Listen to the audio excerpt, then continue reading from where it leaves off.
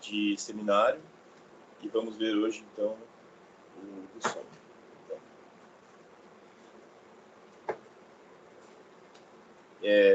Vamos, então, ao último seminário, né? Ao seminário de número 7. E depois da apresentação, eu vou fazer a minha exposição, conforme a dinâmica que a gente estabeleceu. Depois disso, vocês vão fazer uma atividade, tá?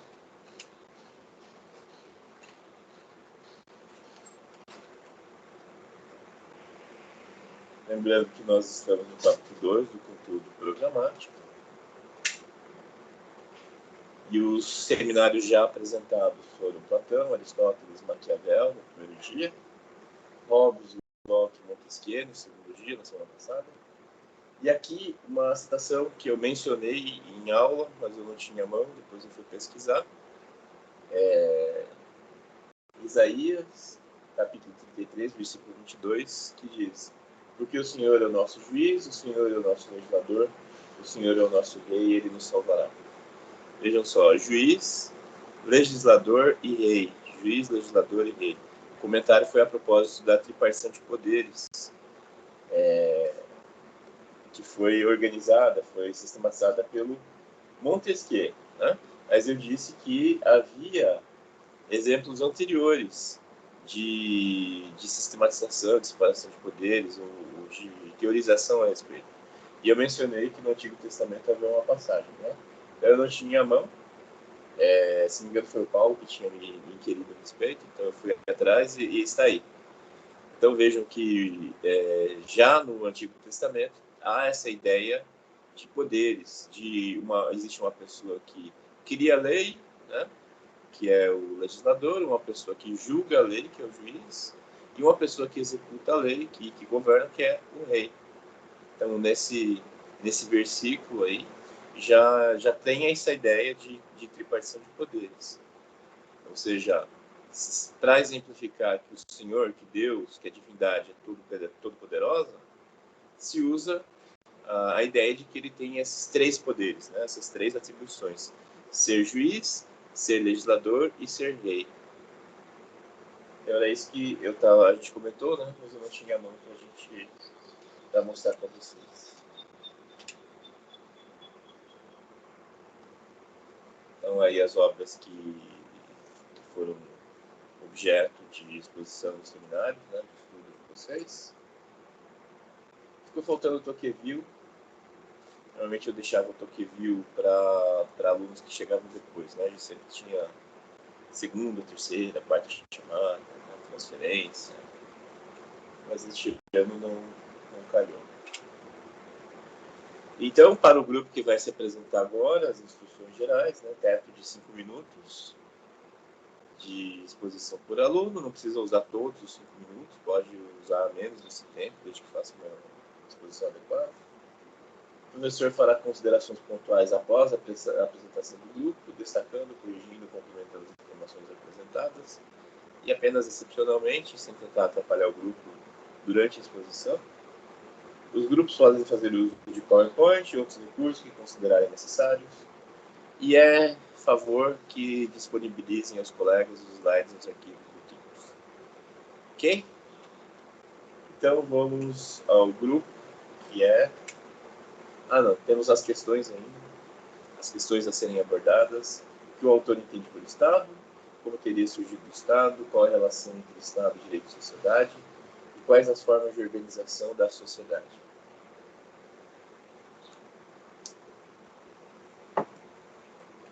E o grupo? Milena, Bruna, Aline, Amanda, Letícia e Alessandra. O grupo está aí? Sim, prof. Ok, Bruna, bom dia. A palavra de vocês, então. Fiquem à vontade. Esperar a Letícia que ela vai compartilhar o slide, prof. Tá bom. É com vocês agora.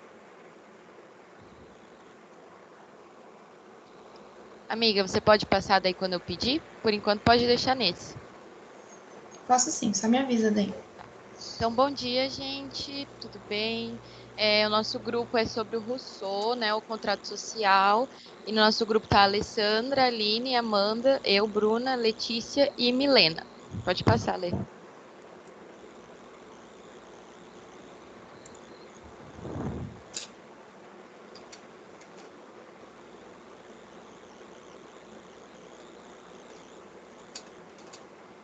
contratempos aqui, só um instantinho.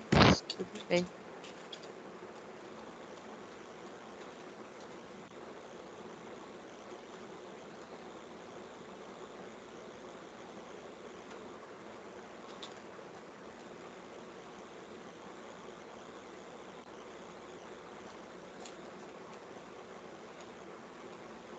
Se você quiser deixar do jeito que estava antes, amiga, talvez dê para passar.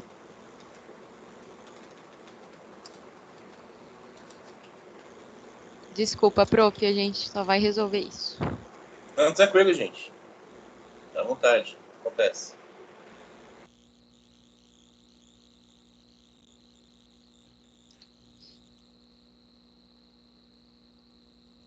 Aí, isso. Então, eu vou falar dos aspectos mais biográficos e introdutórios sobre a obra e a vida de Rousseau. Seu nome completo é Jean-Jacques Rousseau, e no slide está escrito uma das frases mais célebres e conhecidas dele, que numa tradução não tão literal fica: o homem nasceu livre por toda parte, vive acorrentado. Então, Jean-Jacques Rousseau, ele nasceu em Genebra, na Suíça, no dia 28 de junho de 1712. Ele foi órfão de mãe e abandonado pelo pai aos 10 anos, e depois passou a viver aos cuidados de um pastor em uma região de fazenda. Na adolescência, ele mudou-se para Saboia, uma região da França, onde ele passou a estudar filosofia, história, literatura, até matemática, física e religião. Mas em 1744 ele conseguiu um cargo de secretário na embaixada francesa em Veneza, na embaixada, né, tipo como um serviço diplomático. Mas em 2 anos após isso, em 1746, ele foi convidado a retornar à França pelo seu amigo filósofo Denis Diderot, não sei se é assim que fala, para ajudar na elaboração do dicionário enciclopédico. Quando a gente fala do dicionário enciclopédico, nos remete ao iluminismo, e isso é importante para entender o contexto histórico de Rousseau também. Ele vivia numa época em que o absolutismo reinava e, ao mesmo tempo, muitos movimentos buscavam uma renovação cultural da situação, dos governos e da queda até do absolutismo. E o iluminismo foi uma das maiores expressões e, com certeza, teve muita influência na obra e na vida de Rousseau.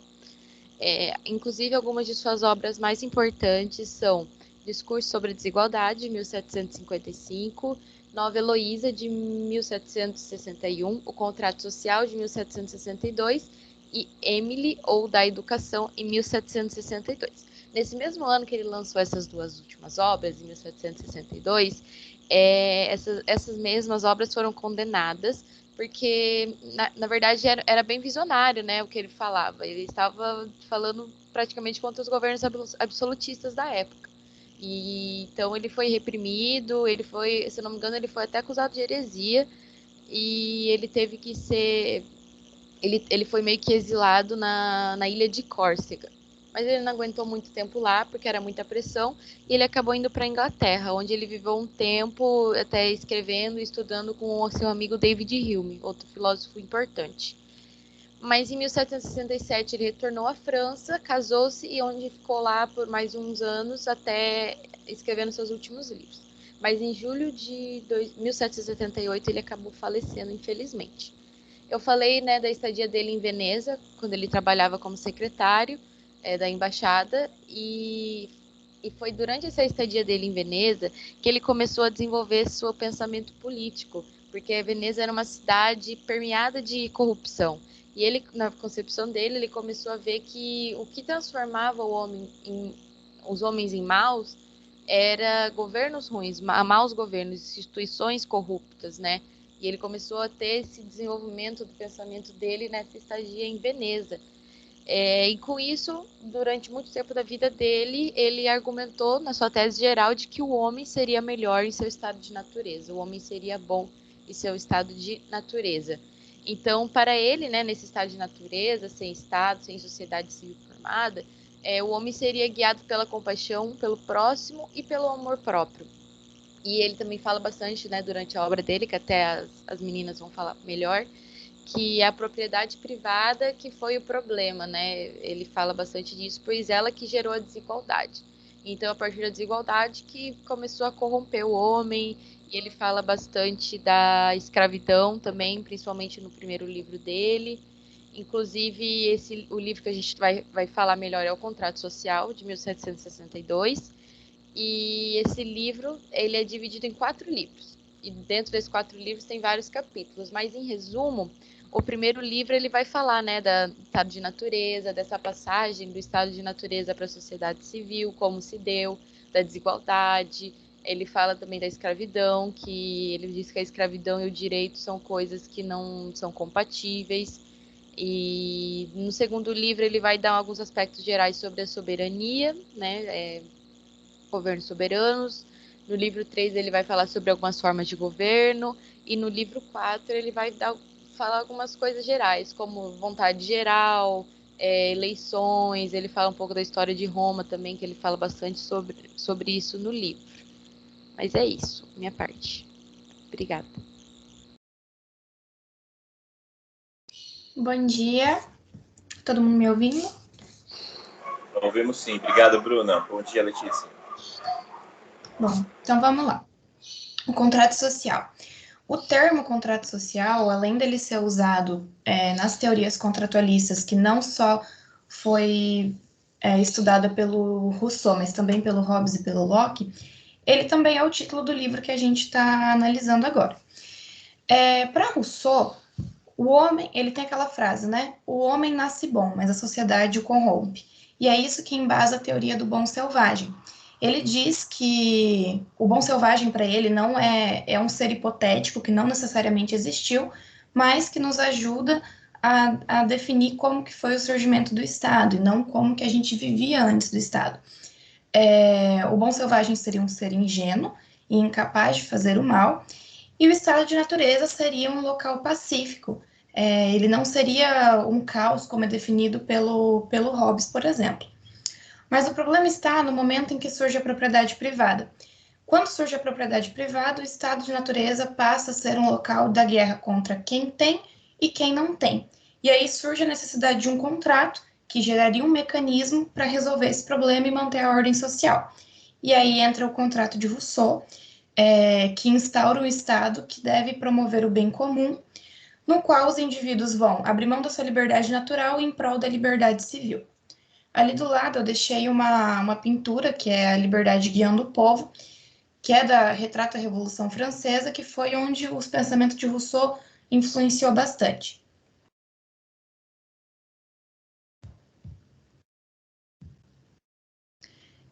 Essa frase que eu deixei aqui, ela não é do contrato social, ela é de outro livro do Rousseau, que é A Origem da Desigualdade entre os Homens, mas ajuda a gente a entender o pensamento.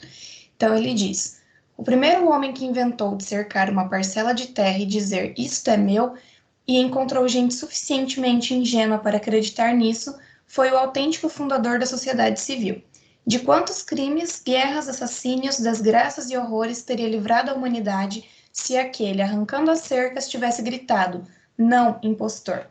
Então é aí que o Rousseau traz a propriedade privada como a origem da violência e acaba acarretando a origem do Estado também. O Estado de Rousseau, ele trata ele como um funcionário do soberano. Então, o Estado ele não pode tratar de vontades individuais, mas sim da vontade geral. E o soberano seria o povo. A vontade geral que ele traz não necessariamente é a vontade de todos, mas sim a vontade que traria o bem comum. Então, o Estado, isso daí permeia a democracia, né, que Rousseau é um defensor, mas ao mesmo tempo ele traz isso, que nem sempre o povo sabe realmente o que é melhor para ele, e o Estado deve fazer o que é melhor para o povo. Ele também entra como mediador de conflitos, por conta da propriedade privada, e ele deve diminuir a desigualdade e preservar a liberdade civil do povo. E uma das influências de Rousseau, outra influência na Revolução Francesa, é a Assembleia Nacional Constituinte, que aconteceu em 1789 na França, na qual o terceiro estado, que era constituído por burgueses e camponeses, que antes não participavam das decisões políticas, convocaram uma Assembleia Nacional Constituinte, que no caso o rei teve que ceder e tudo mais. Então, isso demonstra a ideia de Rousseau de como o povo é o soberano do poder. É uma das influências que mais demonstra o pensamento de Rousseau. E é isso. Bom dia, prof. Bom dia, pessoal. Tá todo mundo me ouvindo? Bom dia, estamos ouvindo sim. Ok, então. Eu vou falar sobre como surgiu o Estado. Em partes eu vou citar o que minha colega disse anteriormente. Mas, basicamente, o Estado ele surgiu a partir da associação civil, que, para Rousseau, é o ato mais voluntário de todos. Né? Porque no começo nós tínhamos o estado de natureza, como eu já havia falado antes, o homem nasce bom, mas a sociedade o corrompe, então ele tinha sua liberdade natural, ele era feliz com isso, ele não tinha a necessidade de se relacionar com as pessoas. E aí teve, a partir da propriedade privada, houve então o caos entre esses homens, e porque havia também um poder político, no caso, não haveria superioridades e inferioridades entre os homens, coisa que que Rousseau não acreditava ser bom, porque ele é uma pessoa que prezava pela igualdade. E não tem como você ter igualdade se você não tiver a liberdade natural. Então, para isso, você não pode ser inferiorizado e escravizado como acontecia antes do contrato social.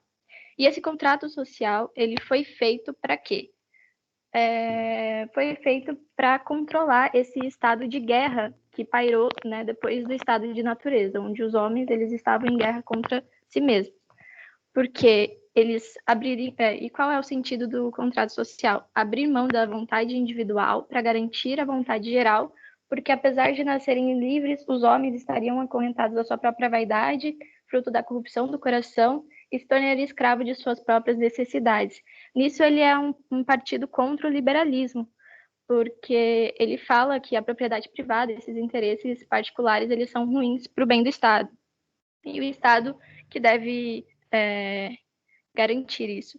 Com o contrato social, os indivíduos se tornaram um corpo só, baseados numa soberania política coletiva, pois se tornou o único meio de possuir igualdade e comprometimento um com o outro, como cidadãos, para que não entrassem em destruição mútua e garantida assim uma liberdade, não mais natural, mas sim uma liberdade civil, que garantia também a sua segurança e o bem-estar de todos numa sociedade.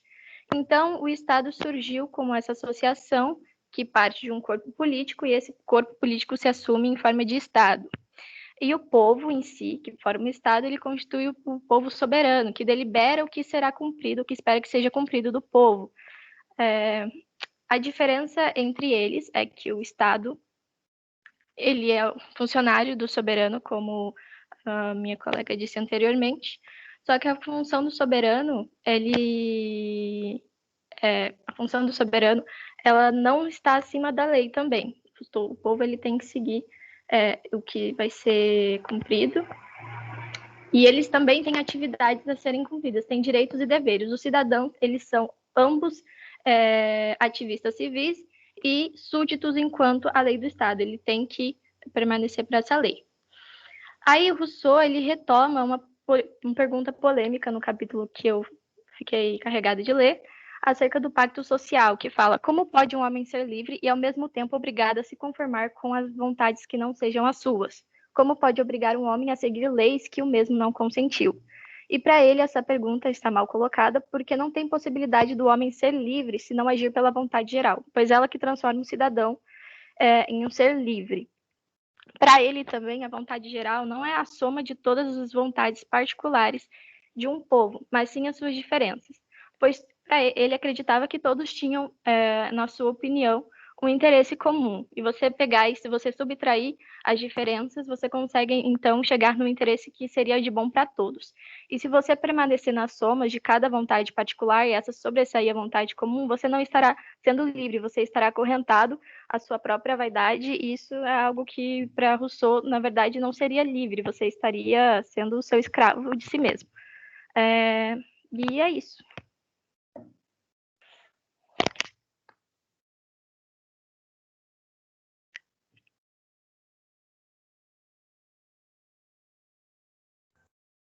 Bom dia, vocês conseguem me ouvir bem?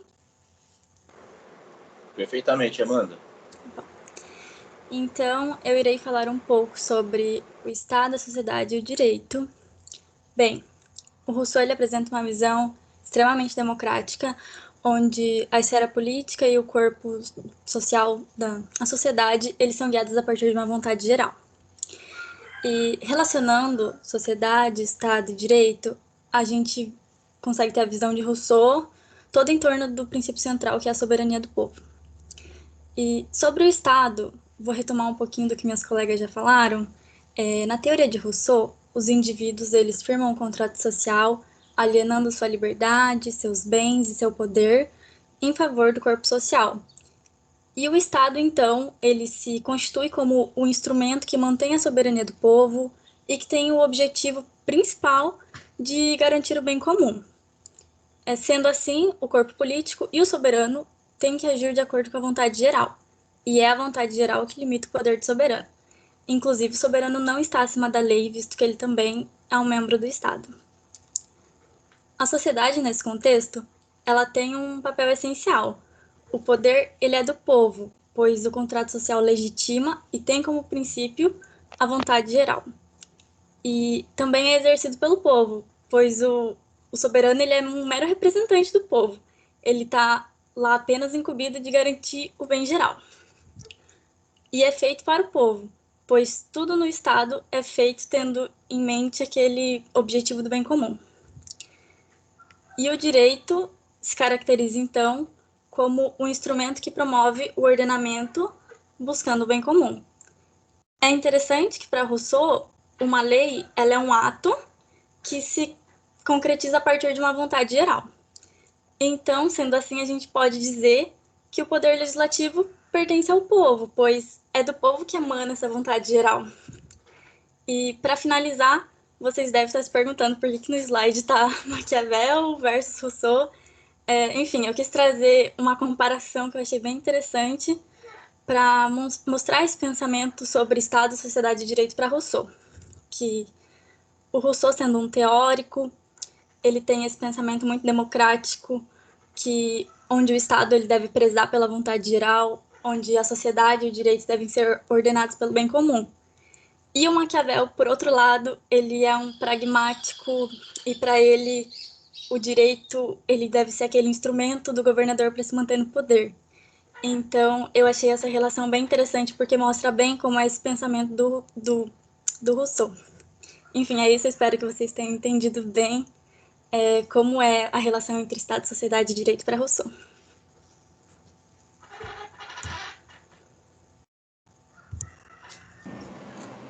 Oi, bom dia. Dá para escutar direitinho?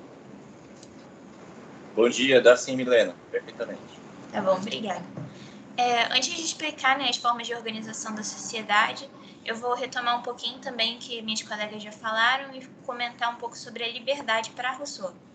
No estado de natureza, o homem teria a liberdade natural que não está sujeita a nenhuma vontade senão a sua. Dessa forma, ele utiliza da força física para protegê-la. Quando o homem percebe que a força física já não mais basta para manter a ordem, ele se une, né, em sociedade pelo contrato social e renuncia à sua liberdade natural, se adequando a uma geral. Dessa forma, o Estado passa a agir como garantidor da liberdade, e essa liberdade é limitada pela vontade geral. A liberdade se estende até onde a vontade geral permite. No livro 3, então, ele comenta sobre como o corpo político possui duas vontades. Uma de causa moral, representada pelo poder legislativo, que é você querer fazer algo. Outra, que é de causa física, que seria representada pelo poder executivo, e é o ato, né, de você conseguir algo, né, você agir para chegar num objetivo. Ele faz no livro uma comparação entre um cadeirante, né, que sem a causa física, mesmo ele querendo correr, ele não consegue correr. E um atleta, mesmo se dispondo da causa física, se ele não tem a causa moral, se ele não quer correr, ele também não corre, né? Exemplificando essa questão das vontades. O governo seria, então, responsável por usar a força para transformar a vontade do soberano em leis, dessa forma fazendo manutenção da liberdade tanto civil como política. Se força e vontade deixam de agir de acordo, que é o que eu estava comentando, né, sobre o cadeirante e o atleta, o Estado se corrompe. Então, força e vontade precisam sempre estar, né, de acordo para que a ação em si possa ser feita. Pode passar. Ele continua, então, comentando sobre o governo, né, que é o intermediário entre o súdito e o soberano, dispõe de 3 vontades. A vontade própria, que é a vontade individual de cada membro do governo, né, do magistrado. Dessa forma, envolve, né, os interesses particulares de cada um. A vontade do corpo, que é a vontade comum entre os membros do magistrado, e a vontade do povo ou a soberana.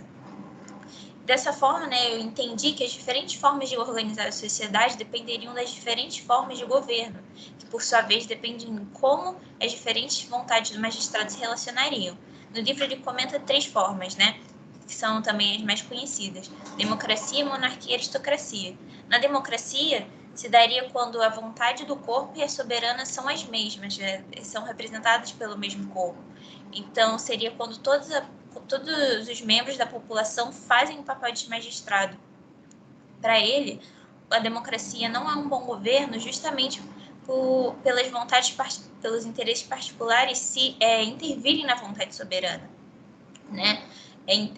Ferindo aquela máxima de força e vontade, tendo que estarem de acordo, porque quando você envolve seus interesses particulares, você passa a interferir na vontade soberana. Então, e esse para ele é um mal pior, um mal maior do que o abuso das leis. A monarquia é quando a vontade própria e do corpo são as mesmas. Como o governo se concentra na mão de um só, a vontade particular, né, do monarca ou do rei se equivale à vontade do corpo. E para ele isso teria vantagens e desvantagens. A vantagem é que, como está concentrada na mão de apenas uma pessoa, a força, né, do governo seria eficaz, né, porque está concentrada na mão de um só. Isso seria ideal para estados extensos, né? Quando a população é grande, ele diz, a vontade soberana ela é mais esparsa, é mais difícil de se entrar em um consenso. Dessa forma, se faz de bom uso a força do monarca. Mas ele diz que o uso da força nunca é com o objetivo de alcançar a felicidade pública, né? No caso da monarquia. Então, de nada vale a monarquia, porque, de novo, interesses particulares interferindo, então força e vontade não entram em acordo. E, por último, ele começa sobre a aristocracia, né? Ele fala de 3, eletiva, hereditária e natural. Para ele, a eletiva seria a correta, né? Porque todos nascem magistrados, mas a eleição os limitaria a um pequeno número. Ou seja, toda a população teria o direito de governar, mas através da eleição seriam escolhidos aqueles com as habilidades certas e a maior competência, o que se entenderia que faria um bom governo, né? Porque seriam escolhidos aqueles capazes de governar. Ele diz, contanto, né, que mesmo na aristocracia eletiva precisa se tomar um cuidado de quando, uma vez eleitos, os magistrados precisam deixar suas vontades de lado e impor a vontade soberana. É isso.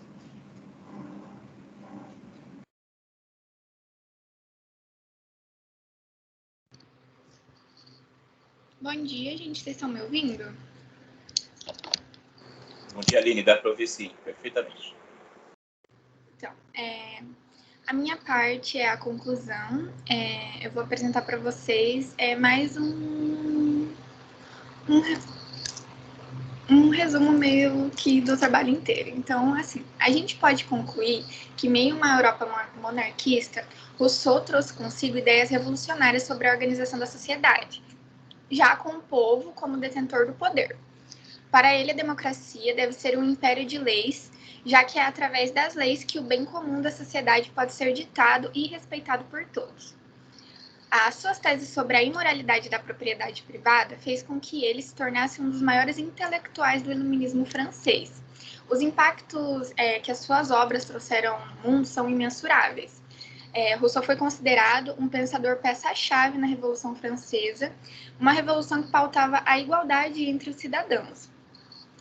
As suas obras serviram de inspiração mais tarde até mesmo para Karl Marx, que também tinha como objetivo em sua teoria a sociedade transformada pelo bem comum. E é isso, gente. Prof? Ok, obrigado, Aline. Obrigado ao grupo.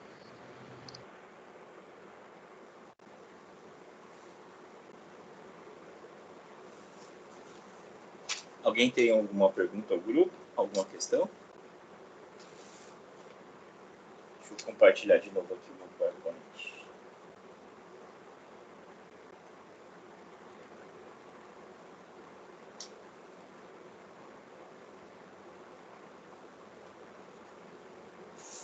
Muito bem.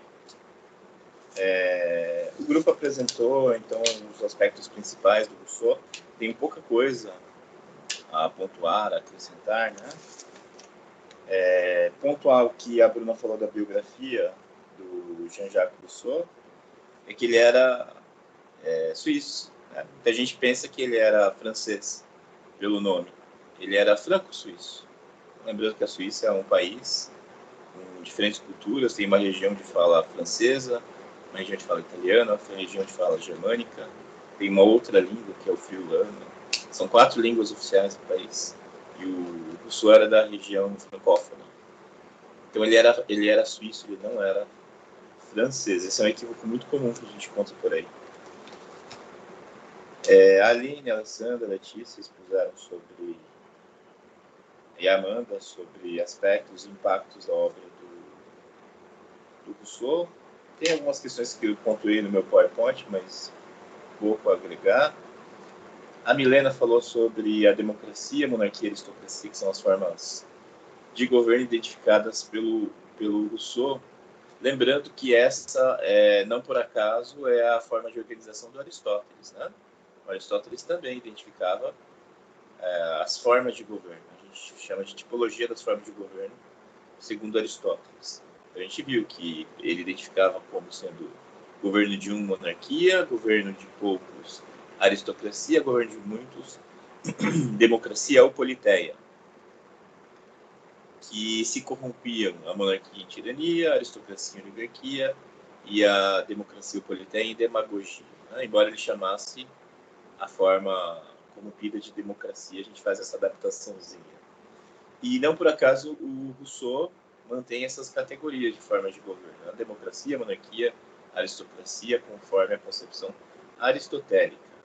Hoje, quando a gente fala em formas de governo, são basicamente duas. Monarquia e república, tá?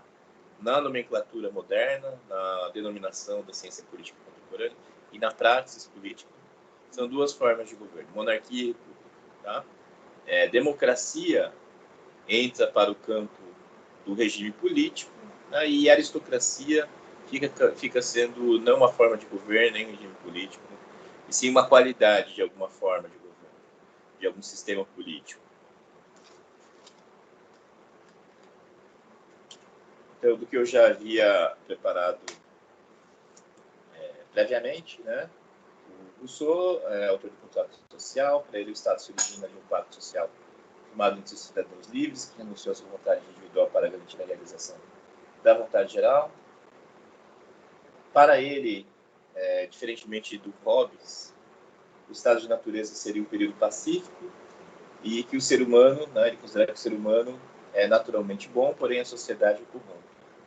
Em seu estado natural, os seres humanos viveriam em harmonia entre si, com a natureza, como fazem os outros animais. Inclusive, daí decorre a chamada teoria, o mito do bom selvagem, de que ele é considerado o patrono, né, e é uma concepção que se arraiga na Europa a certo momento.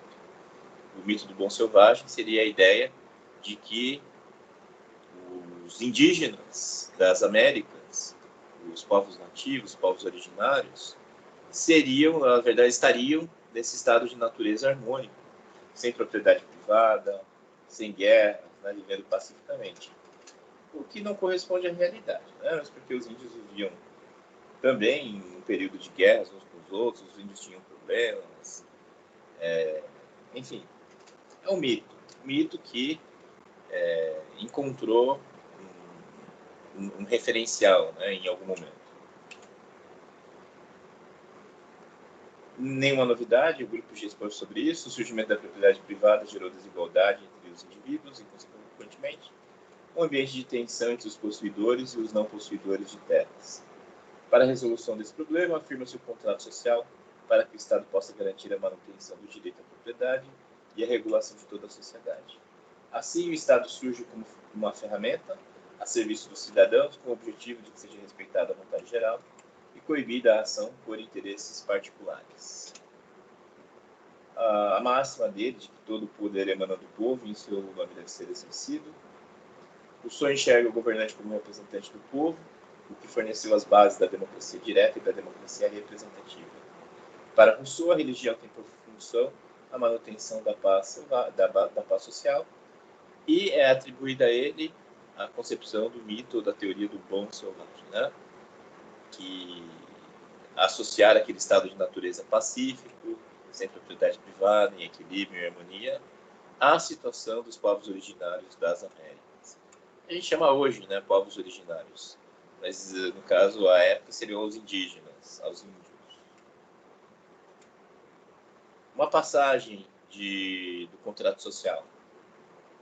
Portanto, se afastarmos do pacto social o que não constitui a sua essência, acharemos que ele se reduz aos seguintes termos.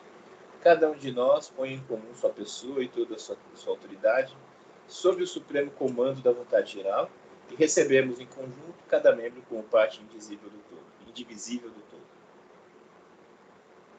Logo, ao invés da pessoa particular de cada contratante, esse ato de associação produz um corpo moral e coletivo, composto de tantos membros quanto a Assembleia de Vozes, a qual recebe desse mesmo ato sua unidade, seu eu comum, sua vida e sua vontade. A pessoa pública, formada assim pela união de todas as outras, tomava outrora o nome de cidade, e toma hoje o de república, o corpo político, o qual é chamado por seus membros Estado, quando é passivo, soberano, quando é ativo, autoridade, quando comparado a seus semelhantes. No que concerne aos associados, adquirem coletivamente o nome de povo e se chamam particularmente cidadãos, na qualidade de particulares na autoridade soberana, e vassalos, quando sujeitos às leis do Estado. Todavia, esses termos frequentemente se confundem e são tomados um pelo outro. É suficiente saber distingui-los quando empregados em toda a sua precisão. Então vejam, né, uma passagem que explicita bem a ideia do contrato social de Rousseau e a formação da sociedade organizada.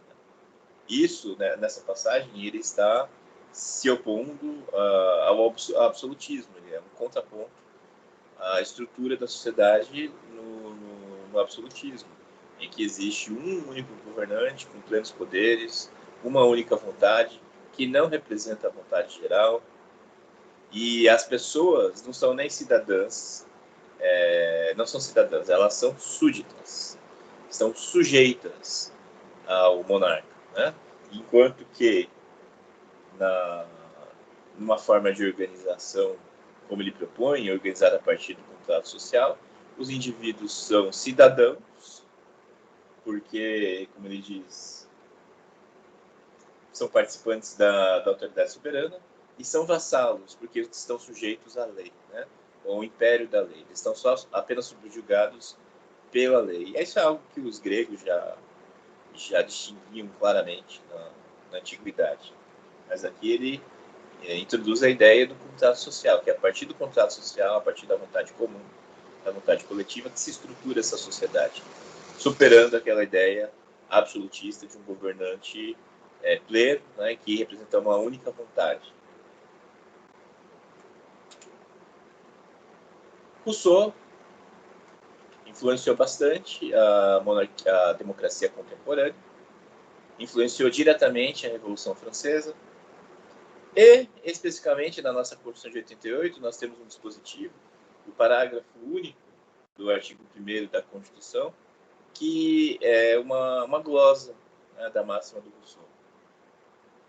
E o parágrafo 1º do artigo 1º diz: todo poder emana do povo, que o exerce por meio de representantes eleitos ou diretamente nos termos desta Constituição. Isso é uma reinterpretação da concepção do Rousseau. Todo poder emana do povo, ou seja, não de um monarca, não de uma vontade ditatorial autocrática. O poder emana do povo, ele é o seu titular. E como se vai exercer essa vontade, esse poder? Por meio da democracia representativa, ou seja, o povo elege representantes e são esses representantes que exercem o poder do povo. Então, por meio de representantes eleitos ou diretamente, havendo aí resquícios, né, de democracia direta. É basicamente isso. Alguns memes sobre os seminários, né, a natureza humana, segundo Hobbes e segundo Rousseau. Para o Hobbes, o homem é o lobo do homem. Rousseau, o homem é bom por natureza, é a sociedade do comum. O homem é mau por natureza. Não, é a sociedade que o corrompe. Quem corrompeu a sociedade? O homem. Foi o Estado social que criou as condições para a corrupção do homem. O homem é o lobo do homem. É uma discussão entre hobbesianos e russonianos. O homem nasce bom e a sociedade corrompe. O homem é o lobo do homem. O homem é uma folha em branco. O velho joguinho, pois eu sou perito nisso. Hobbes, a monarquia absolutista, Estado liberal, e John Locke fazendo a corte para o Estado liberal.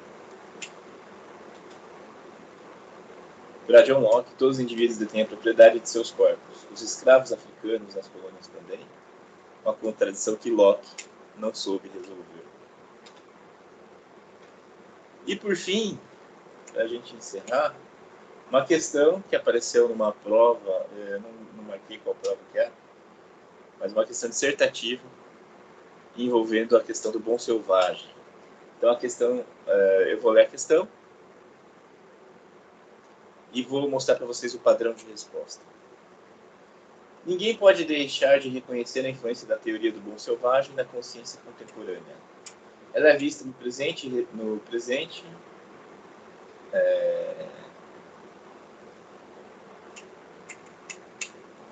acho que está faltando uma parte aí. Respeito por tudo que é natural, alimentos naturais, remédios naturais, parto natural, e na desconfiança diante do que é feito pelo homem, no desuso dos estilos autoritários de criação de filhos e na concepção dos problemas sociais como defeitos reparáveis em nossas instituições e não como tragédias inerentes à condição humana. Steven Pinker, Tábula Rasa, a negação contemporânea da natureza humana, 2004, adaptado. Enquanto a origem e o conteúdo da teoria do bom selvagem, explique a origem e o conteúdo da teoria do bom selvagem na história da filosofia e comente sua implicação na análise dos problemas sociais. Então, Steven Pinker aí questiona que a teoria do bom selvagem se arraigou na nossa mentalidade contemporânea, a tal ponto que nós temos uma certa desconfiança a priori por tudo que é artificial, tudo que é feito pelo homem, né? E buscamos ali um contraponto em tudo que seria natural. Alimentação natural, remédio natural, parto natural. Né? E essa ideia de que os problemas da sociedade seriam reparáveis, poderiam ser arrumados em nossas instituições, sendo que, na verdade, né, a gente não cogita que isso é inerente à condição humana, diz o Steven Pinker. Então, explicar a origem e o conteúdo da teoria do bom selvagem e comentar a sua implicação na análise dos problemas sociais. O padrão de resposta nesse concurso foi: o mito do bom selvagem tem sua origem na obra do filósofo franco-suíço Jean-Jacques Rousseau e consiste na tese de que o ser humano era puro e inocente em seu estado natural, sendo a sociedade responsável por incutir nele valores e hábitos que o conduziriam ao conflito e aos problemas que, na visão de Rousseau, marcavam a sociedade. Adotando-se este ponto de vista, a maioria dos problemas sociais que envolvem crimes tais como furtos, assassinatos e abusos não seriam resultado da índole individual de seus responsáveis. Eles seriam, na verdade, o produto nefasto de uma sociedade desigual e injusta que, ao submeter o indivíduo a uma existência miserável, o encaminha para agir diferente daquilo que é socialmente desejado. Deste modo, a solução dos problemas sociais passava pela necessidade de se rever as instituições modernas da sociedade. Esse é o padrão de resposta. Alguma dúvida até aqui, gente? Tudo certo? Tranquilo, professor. Ok. Professor, Pois não, pode falar. e da onde você tirou essa questão? Desculpa, não sei se você falou. É de um concurso? Sim. Eu acho que é de um simulado, eu não me lembro agora. Eu geralmente ponho a origem da questão, mas eu esqueci desse aqui. Depois eu pesquiso e acrescento no PowerPoint, antes de disponibilizar para vocês. Ah, tranquilo, então. Valeu, professor. Nada.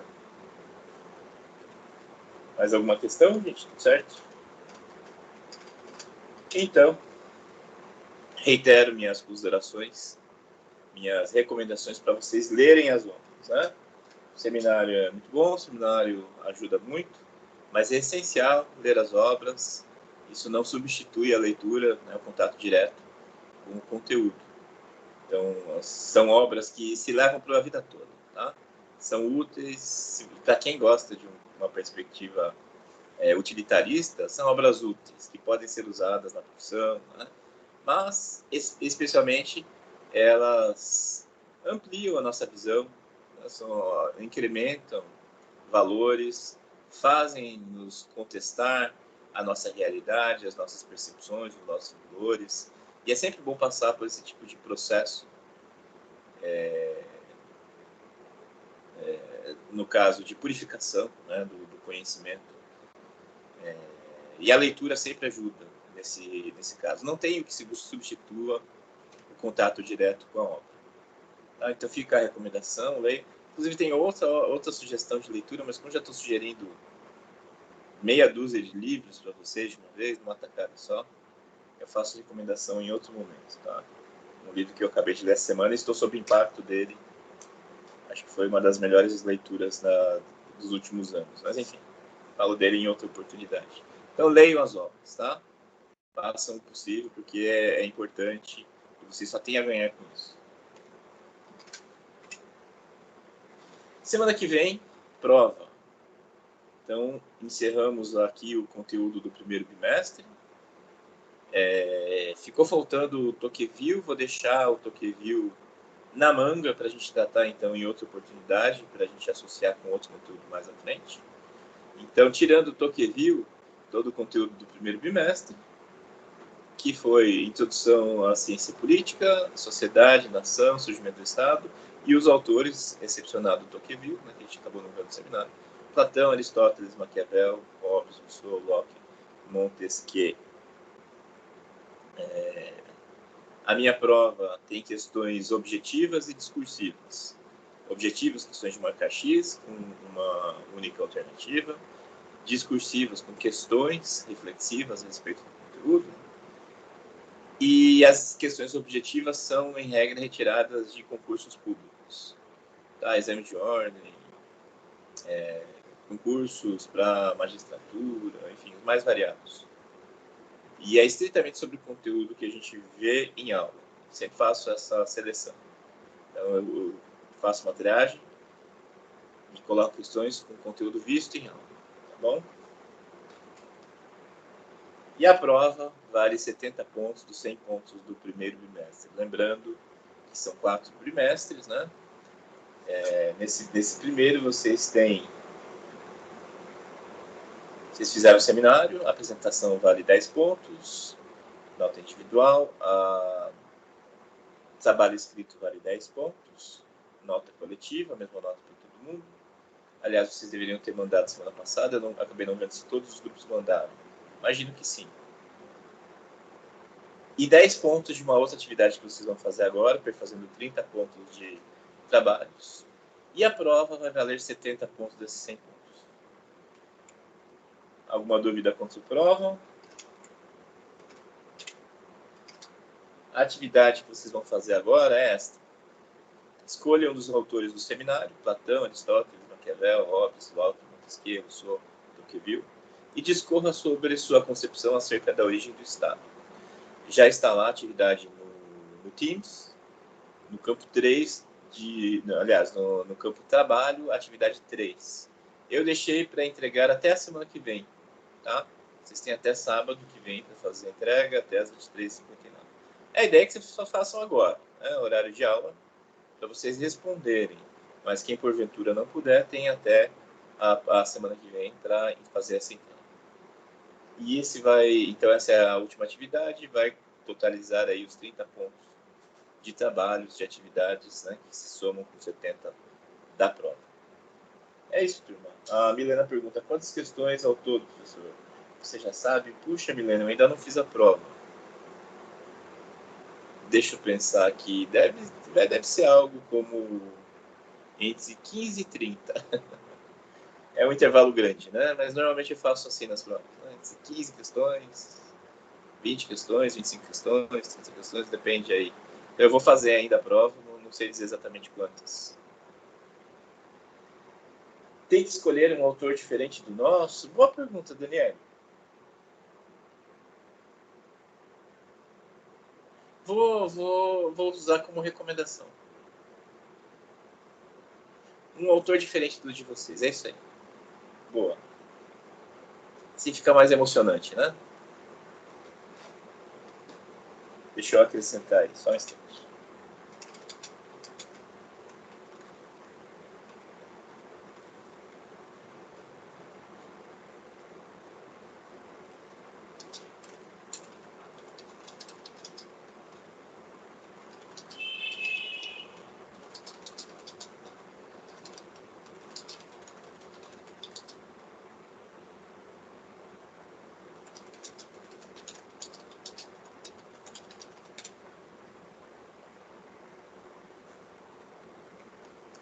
Isso aí. Escolher um autor distinto do que foi apresentado por você no seminário. Isso aí. Mais alguma questão, gente? A prova vai ser aqui pelo Teams, professor? Vai ser pelo Teams. Porque a gente fez uma... Como que vai ser, mais ou menos? A gente fez uma com o professor de introdução e foi bem... Não deu muito bom, não. Ele fez um formulário e... Enfim, ele usou um sistema que deu muito problema na hora de entrar. Eu queria saber como o professor vai fazer. Não foi pelo Teams de introdução, foi por uma outra plataforma. E qual foi a plataforma, só para eu saber? Eu não lembro o nome, não lembro mesmo. Mas foi bem complicadinho, assim, deu bastante problema. A gente ficou mais de 1h30 só para conseguir, e nem todos conseguiram, mais de 10 pessoas não conseguiram. Uau! Não, é pelo Teams. E, enfim, eu tenho feito desde o ano passado prova pelo Teams. Não tem dado problema. Teste Portal, professor, que ele usou. Ah, tá. Eu acho que o Teams dá de boa, prof, porque sei que esse teste Portal aí não deu nada bom. Inclusive, a prova teve que ser anulada. Então, acho que pelo Teams é o fluxo mesmo, prof. Nossa, que triste. Não, eu vou fazer pelo Teams. Fiquem tranquilos. Já temos aí um histórico de sucesso no Teams. Teste Portal. Vou anotar para não incorrer nesse erro. O que mais? Mandem. É isso, então? Então tá bom, gente. Oi, pode falar, Yasmin. Só uma dúvida. Então, o senhor vai liberar a gente agora para já iniciar o trabalho? Isso. A partir de agora vocês estão liberados. Então, tá bom. Claro. Chamada, né? Vou fazer a chamada e vocês estão liberados, Yasmin.